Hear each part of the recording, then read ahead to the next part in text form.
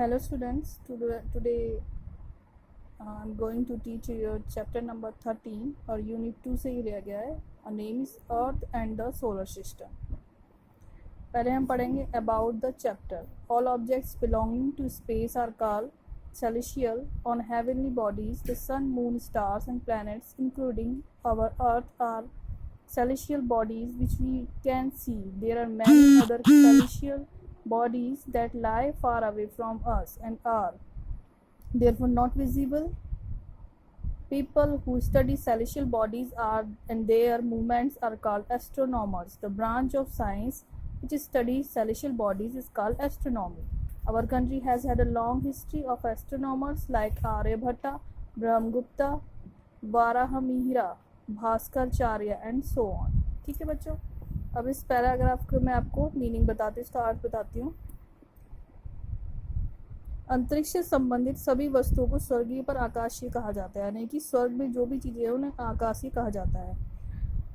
हमारी पृथ्वी से सूर्य, चंद्रमा, तारे और ग्रह हैं. खगोलीय पिंड जो हम देख सकते हैं, कई अन्य खगोलीय हैं. शरीर जो हमें बहुत दूर, जो कि इसलिए दिखाई नहीं, क्योंकि वो बहुत दूर है इसलिए हमें दिखाई नहीं देते. जो लोग खगोलीय पिंडों और उनके आंदोलन का अध्ययन करते हैं उन्हें खगोल शास्त्री कहलाते हैं.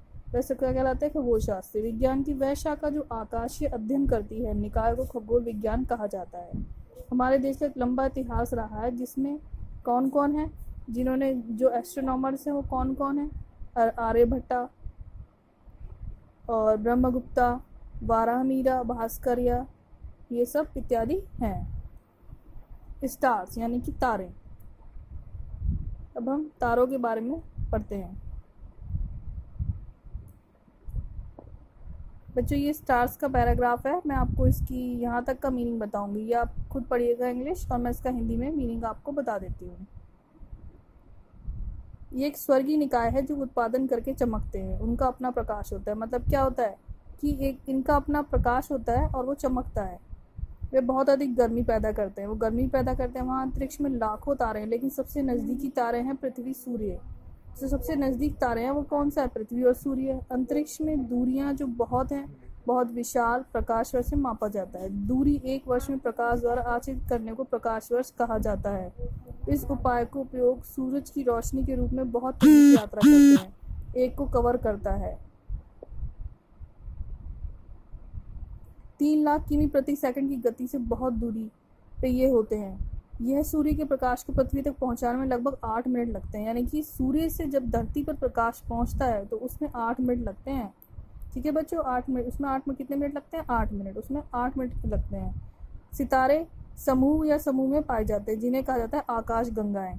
सितारे जो होते हैं समूह में पाए जाते हैं, उन सबको हम बोलते हैं गैलेक्सीज. गैलेक्सीज का मीनिंग होता है आकाश गंगाएं. The Milky Way galaxy is estimated to contain about 1 lakh million stars. Stars cluster together in groups or constellations with recognizable shapes like Scorpio, the scorpion, or Cygnus, the swan. Milky Way आकाशगंगाओं को होने का अनुमान शामिल लगभग 1 million तारे हैं. सितारे क्लस्टर इतर पहचानने योग्य समूह या नक्षत्र, देखिए स्कॉर्पियो जैसा होता है या साइन जैसी आकृतियों में होते हैं. No one really knows how the sun and the planets were formed. Scientist think that a nebula broke up into several areas of gas which collapsed under gravity to form planets. कोई भी वास्तव में नहीं जानता कि सूर्य और कैसे ग्रहों का गठन हुआ. वैज्ञानिकों को लगता है कि थाई नेबुला टूट गया, गैस के कई क्षेत्रों में जो नीचे गिर गया, ग्रह बन, और वह गुरुत्वाकर्षण के कारण ग्रह बन गया.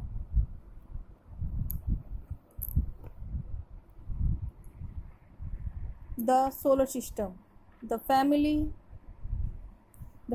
of 8 planets that go around the sun is called solar system.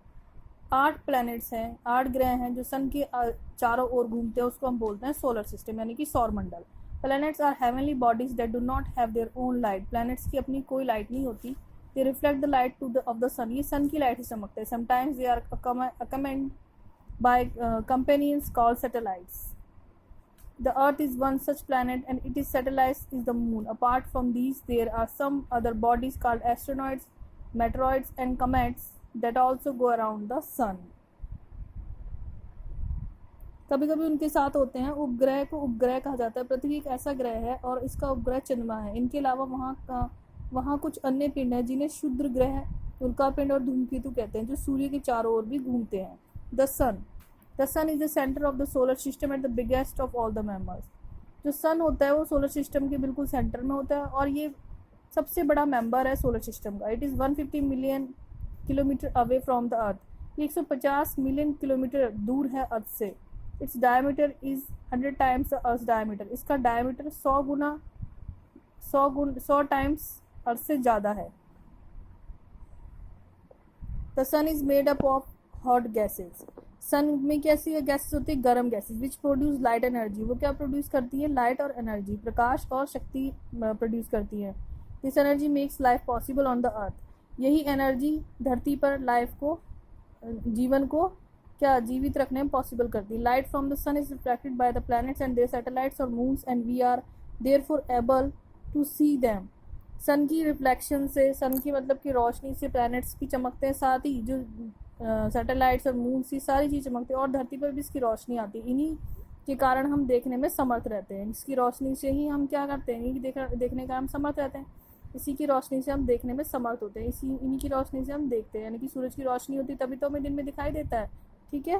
Planets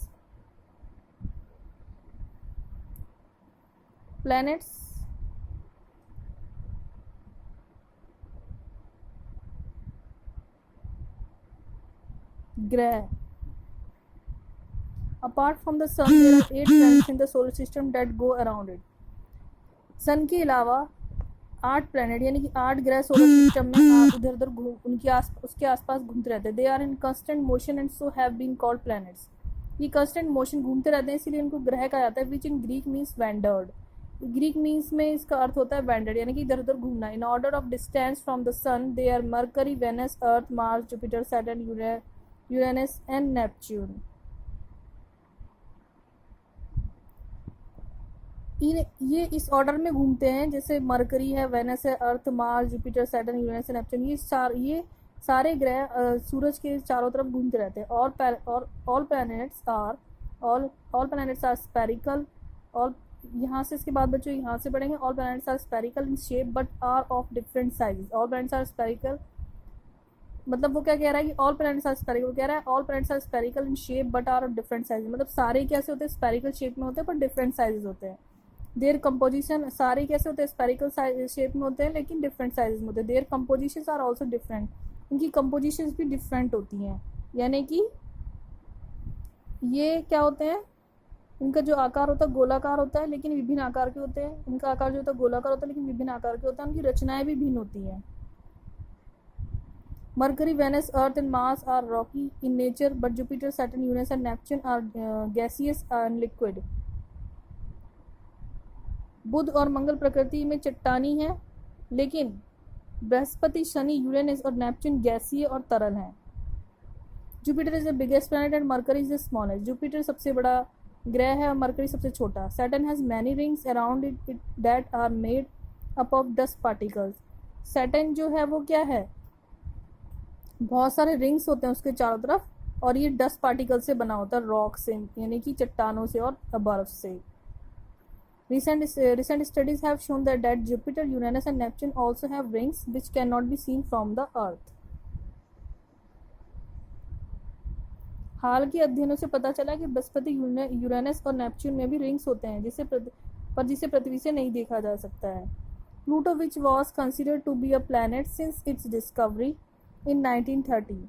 Pluto की जो खोज हुई थी वो 1930 में हुई थी। Was declassified as a dwarf planet on 24 August 2006 by the International Astronomical Union. और बाद में इसको रिक्लासीफाइड करके ड्वार्फ प्लैनेट के नाम से किया गया, जो कि 24 अगस्त 2006 में इंटरनेशनल एस्ट्रोनॉमिकल यूनियन द्वारा किया गया।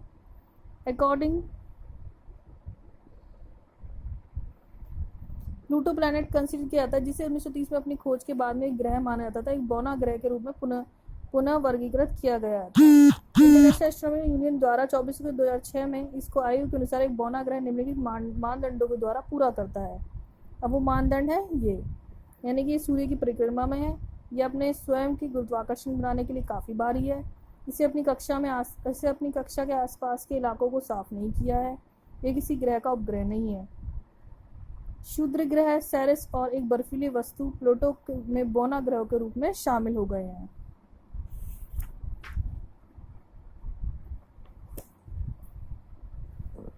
The motions of the planets, यानी कि ग्रहों के motions. All planets have two motions.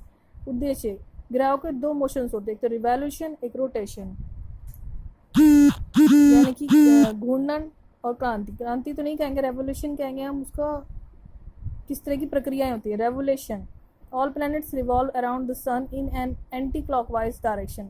सारे प्लैनेट्स जो सन के चारों तरफ घूमते हैं वो एंटी क्लॉकवाइज डायरेक्शन में घूमते हैं, यानी कि एक होता है क्लॉकवाइज घड़ी की तरह चलना, एक होता है एंटी क्लॉकवाइज घड़ी की उल्टी दिशा में चलना। Each planet has its own path in space which is called the orbit. प्रत्येक ग्रह का अपना है अंतरिक्ष में जिसे कक्षा कहा जाता है। The orbit is shaped like an ellipse और elongated circle, thus all the orbits are different and the planets do not collide. This is because they are held in place by the force of gravity from the sun and from each other. Mercury has the shortest orbit and Neptune has the longest. Orbit shape ये है या लंबी circle. अलग और ग्रह आपस में नहीं टकराते। इसका कारण यह है कि वे जगह जगह सूर्य और एक दूसरे से अलग रहते हैं। बुध की सबसे छोटी कक्षा और नेपच्यून की सबसे लंबी है। वे अपना रास्ता बनाकर रखते हैं। Rotation, the second motion, rotation resembles the spinning of a top. All the planets spine on their axis which is an imaginary line cutting through the center of each planet except for Uranus and Venus. All the other planets rotate from west to east. Rotation होता है गति। दूसरी गति rotation एक शीर्ष के फिर से बनाना, स्पिनिंग करना शुरू करता है। सभी ग्रह घूमते हैं जो एक काल्पनिक रेखा है जो केंद्र इकॉन ग्रह को होकर गुजरती है। वो एक ही दूरी पर घूमते हैं, एक ही रेखा के ऊपर घूमते हैं। यूरेनस और शुक्र को छोड़कर सभी एंटी ग्रह पश्चिम से पूर्व की ओर घूमते हैं। Satellites are companions or followers of the planets. They revolve around the planets in much the same way as the planets revolve around the sun. The Earth has only one natural satellite called the Moon. Some planets have more than one satellite. Saturn has 52, Jupiter has 49, Uranus has 27 and Mars has 2. Mercury and Venus have none. Jupiter's satellite Ganymede is the largest. उपग्रह companion ग्रह के साथ ही ये अनुयायी हैं। वह ग्रहों का चक्कर उसी में लगाते हैं जिस तरह से ग्रह सूर्य के चारों ओर घूमते हैं। पृथ्वी के पास केवल एक प्राकृतिक उपग्रह जिसे चंद्रमा कहा जाता है। ग्रहों में एक से अधिक उपग्रह हैं। शनि के 52, बृहस्पति के 49, यूरेनस के 27 और मंगल के 2।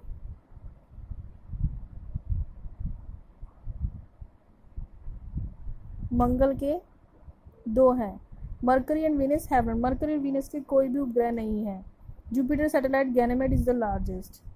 बृहस्पति उपग्रह गैनीमेड में सबसे बड़ा है। बच्चों, आज मैंने आपको यहाँ तक कराया है। इसकी नेक्स्ट वीडियो मैं आपको जल्दी ही अपलोड करके दूंगी। Thank you.